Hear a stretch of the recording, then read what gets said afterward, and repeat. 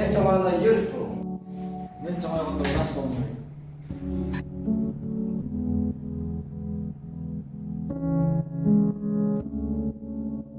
Kanaryalar turç oldular. Çoğunda kim bakım diyor?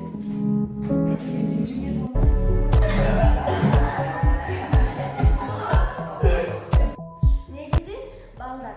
Гендерлик теңчилик деген бар. Ал жерде кыздардын да, балдардын да укугу бирдей. Ал жерде кыздар каалаган окуусуна тапшырылат, балдар да каалаган окуусуна тапшырылат.